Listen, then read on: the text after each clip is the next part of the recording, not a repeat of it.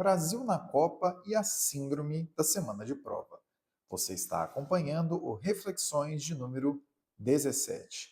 Pois bem, pessoal, já estamos aí com a Copa rolando há alguns dias, já tivemos o primeiro jogo do Brasil e o que a gente tem verificado até agora é que nessa que é a maior Copa, né, em número de jogos, 104 jogos, em número de seleções, 48 seleções, o que a gente tem verificado é que aquilo que 10, 15, 20 anos atrás era observado como facilidade, jogo fácil, jogo ganho, não é bem assim. Né? Espanha empatando com Cabo Verde, Brasil aí, tudo bem que a seleção do Marrocos tem melhorado bastante, mas enfim, vamos discutir isso ainda nesse episódio.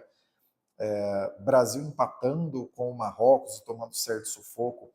E no final das contas, esse episódio ele acaba acontecendo, ele acaba virando realidade por uma coisa que assim pessoalmente me incomoda muito, que é a chamada síndrome de semana de prova. Independente de você que está acompanhando esse episódio estar no ensino médio, ou talvez no ensino fundamental, estar na faculdade, ou estar numa pós-graduação, um fenômeno muito complicado, mas que provavelmente você já passou por ele, quem nunca passou por ele, é o de você estar se aproximando de uma semana de provas, né, com várias provas de diferentes disciplinas, para as quais você não necessariamente se preparou da maneira mais adequada. Né? Você vai ter lá, sei lá, 5, 6 disciplinas, você vai ter 4, 5 provas numa mesma semana, e você fala, putz, tal matéria eu estou indo bem, a outra matéria eu estou indo mais ou menos, essa outra eu não entendi muita coisa, mas eu vou estudar agora, né, na véspera, super próximo.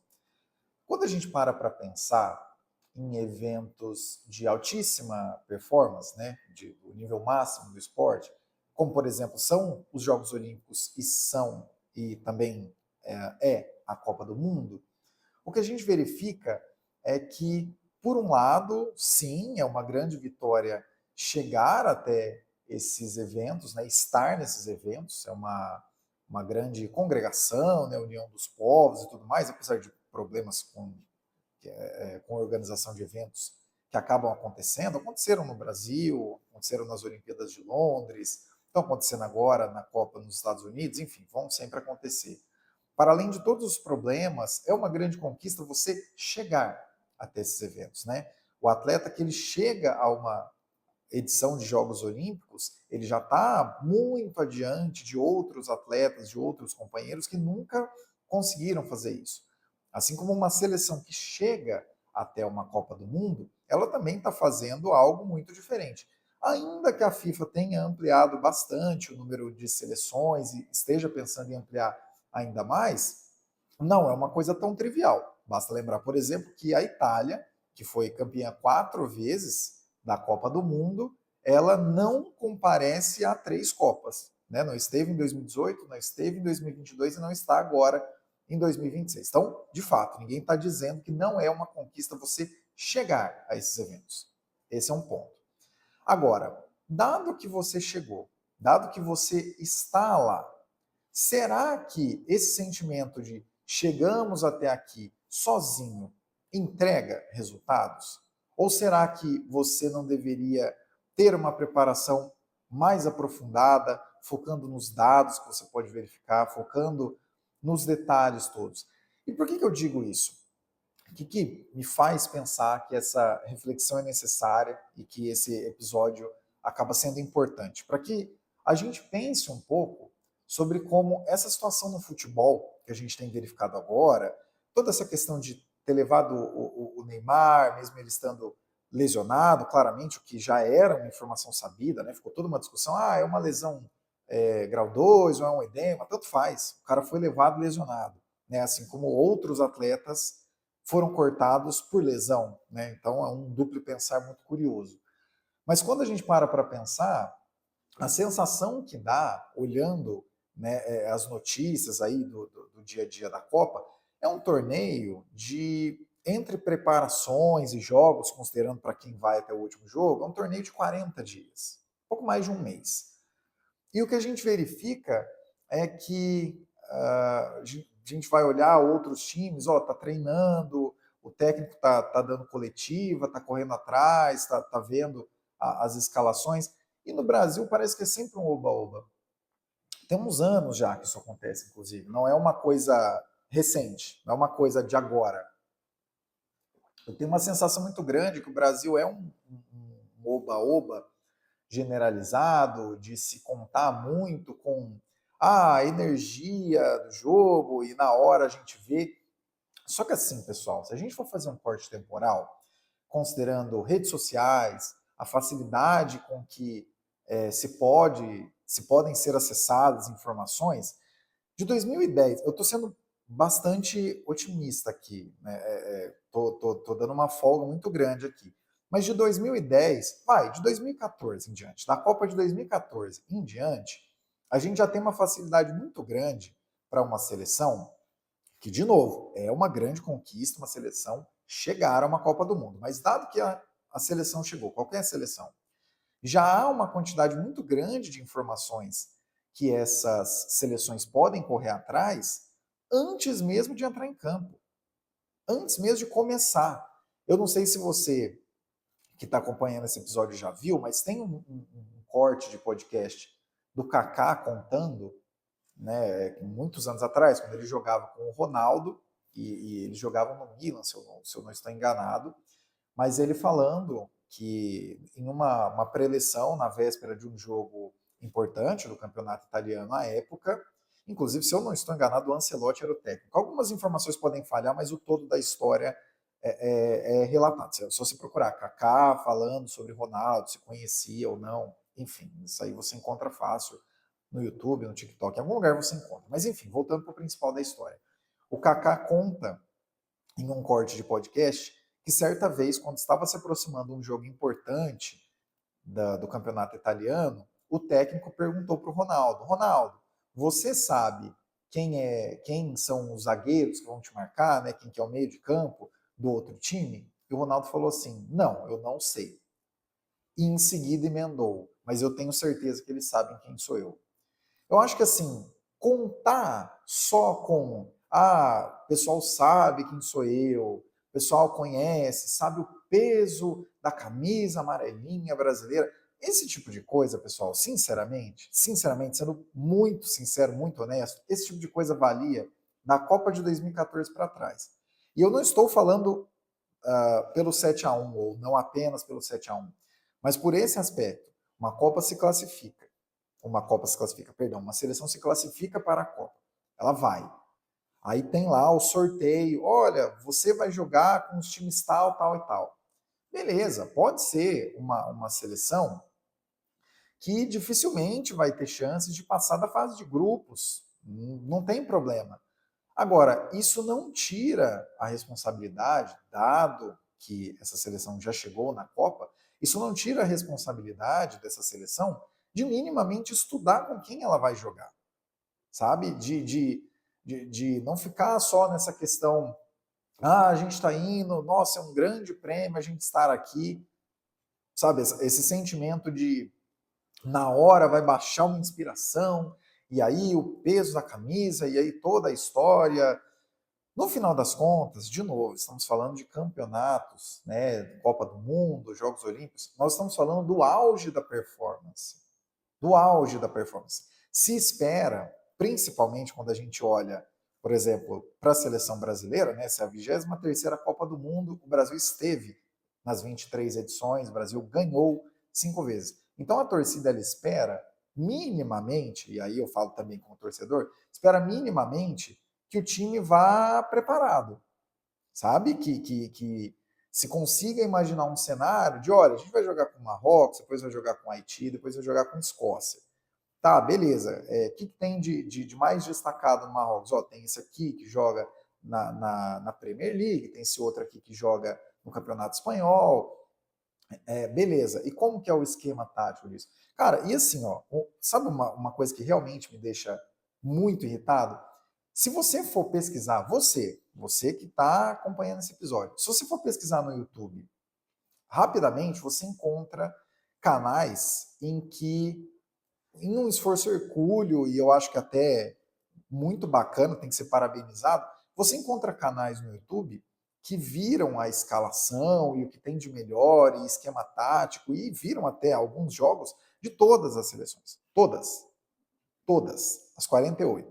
Não estou dizendo só, vi os jogos da França, que chega forte para ganhar, vi os jogos da Argentina, que é a atual campeã e pode ser que tente, vi os jogos de Portugal, porque tem o Cristiano Ronaldo em sua potencial last dance, né, porque ele também é tão preparado que eu não consigo duvidar que na Copa de 2030 ele esteja também, mas aí é assunto para outro momento. Não só dessas seleções, o cara correu atrás de ver o que Cabo Verde tinha a entregar, o cara correu atrás de ver o que Nova Zelândia tinha para entregar, o que Irã tinha para entregar. Então, assim, se alguém no YouTube que não necessariamente, e na imensa maioria desses casos realmente não é o caso, que não toca uma seleção, que não está no dia a dia, que não ganha para fazer, para selecionar os atletas que vão representar o país, se canais no YouTube conseguem fazer esse tipo de trabalho um pouquinho mais criterioso, por que raio de motivo o técnico da seleção brasileira não consegue? Por que a gente, em 2026, com 24 anos que a gente não ganha uma Copa do Mundo, né, a última vez foi em 2002, por que em 2026 a gente ainda está com esse sentimento de, a gente chega lá e a gente vê na hora o que vai acontecer, e aí vai baixar, aí o peso da camisa amarelinha. Por que a gente tem isso na cabeça? Porque assim, eu não sei, com poucos jogos dessa edição de 2026, mas em 2022 deu para ver bastante isso também, uma parte em 2018, já deu para entender que chegar até a Copa do Mundo, assim como chegar até os Jogos Olímpicos, é um passo. Agora, o que é que você vai fazer já que você está lá? Já que você já se preparou, né, que você superou os desafios o suficiente para chegar até ali. É só você chegar, é só você chegar com um salto alto em campo e falar assim, você tem que me respeitar porque eu sou o Brasil, já ganhei 5 vezes, e passar vergonha em sair antes das quartas de final, é só isso que está sendo suficiente? Porque, de novo, até falei do Marrocos anteriormente, né? Mas empatar com o Marrocos. O Marrocos, ele foi o quarto colocado na Copa de 2022. Então, assim, disso para, mas é só uma seleção de um país africano, mas nem é lá essas coisas, o Brasil nunca perdeu, tanto é, uma coisa que eu gosto sempre de lembrar, nas vésperas do jogo do 7-1 em 2014, a grande estatística, como se isso fosse estatística, né? Isso parece muito mais evidência anedótica, mas enfim, a grande estatística que era utilizada pelos narradores, o Galvão Bueno mesmo falou muitas vezes disso, era que o Brasil nunca tinha perdido para a Alemanha em Copa. A última grande vez que o Brasil encontrou com a Alemanha numa Copa foi a final, e aí o Ronaldo fez 2 gols sobre o Oliver Kahn, que foi o melhor goleiro da Copa, e tomou, 3 gols na Copa inteira, 2 gols foram do Ronaldo na final. Agora, você vai ficar sempre contando com história, peso de camisa e vão ter medo de mim na hora que eu entrar em campo? Você tem certeza? Tem certeza que é essa a melhor estratégia? Tem certeza que foi a melhor estratégia levar uma pessoa que estava lesionada, que isso já era de amplo conhecimento, sendo que outras pessoas, tão aptas quanto, foram cortadas exatamente pelo mesmo motivo? Será que a gente vai ter que ficar contando com essa síndrome de semana de prova a vida inteira? Inclusive, o tema principal aqui dessas reflexões é o esporte, mas assim, não custa a gente fazer essa analogia para muitas outras coisas. Para a economia, por exemplo. Né? Tem problemas no Brasil de ordem fiscal, por exemplo, de produtividade, que se arrastam há 30, 40, 50 anos. E até agora, quando a gente chega principalmente num ano eleitoral como estamos, a discussão é pauta moral tosca, que não vai chegar em lugar nenhum. Entendeu? A discussão é o que os Estados Unidos acham do Brasil, a discussão é no BRICS, como a gente está posicionado. Cara, vamos resolver os problemas primeiro, entendeu? Será que a gente vai sempre ter que contar com essa síndrome de semana de prova para resolver os problemas? Eu sinto muito jogar a água no chope em plena terça-feira, quando esse episódio está sendo gravado, mas nessa situação a gente nunca mais vai ganhar a Copa do Mundo. Nunca mais. Porque você pode ter certeza disso. Você pode ter certeza. Mesmo a seleção mais fraquinha, a seleção da qual menos se espera, essa seleção, quando ela conseguiu chegar na Copa e quando ela ficou sabendo quais seriam os jogos que ela iria enfrentar, ela minimamente estudou o que é que ela iria enfrentar. Ah, mas Caio, talvez isso não garanta nada, ainda assim ela vai entrar e vai tomar sacolada. Eu não diria isso. Com os primeiros jogos dessa edição de 2026, se já não ficou explícito o suficiente em 2022, com os primeiros jogos dessa Copa de 2026, isso já está ficando cada vez mais claro. E digo mais uma vez, se tradição fosse suficiente, a Itália, que tem 4 Copas do Mundo, não teria ficado fora, teria ficado, né, afastada das últimas 3 Copas. Entendeu? Então, será que vale a pena mesmo?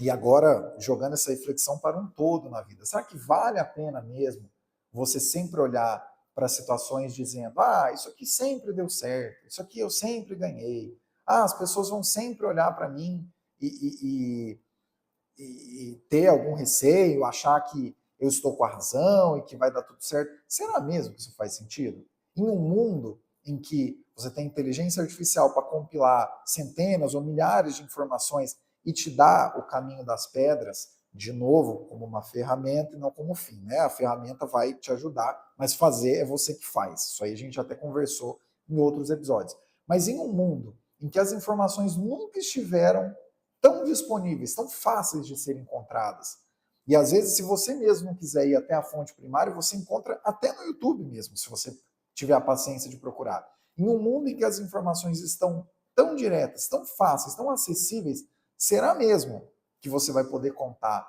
com o peso da camisa, a história, os adversários tendo medo? Será? Será mesmo que a gente não pode ver algum time longe dos que estão sendo cotados como potenciais campeões da Copa de 2026, chegando muito perto ou eventualmente até levando, justamente porque eles estão levando a sério estar em uma competição de altíssimo nível, do ápice do esporte, como é o caso numa Copa do Mundo? Será que a gente vai sempre ter que contar com histórico? Ah, mas em 58, ah, mas em 62. Desculpem o eventual clubismo, vou fazer um breve parênteses, eu sou corintiano e eu tive um grande amigo, muitos anos atrás, que era São Paulino, cujo lema principal era falar da seleção do Tele Santana, da época do Tele Santana no São Paulo, 92, 93. E esse meu amigo era nascido em 94. Então, assim, será que a gente vai ter que ficar para o resto da vida contando com, ah, mas o Ronaldo teve lá né, uma grande lesão, teve que fazer uma enorme cirurgia no joelho, mas ele veio em 2002 e treinou pra caramba e nos trouxe o penta. Será que a gente vai ter que contar com isso para sempre? Sinceramente, se o único espírito for na hora a gente descobre, se o único espírito for na semana de prova, vai me cair a grande iluminação e eu vou fazer uma grande prova e eu vou tirar uma grande nota, a gente nunca mais vai ganhar a Copa do Mundo. Desculpa a água no chope. Caio Augusto, diretamente do dia 16 de junho, em meio à Copa do Mundo, deixando a nave. Até o próximo Reflexões.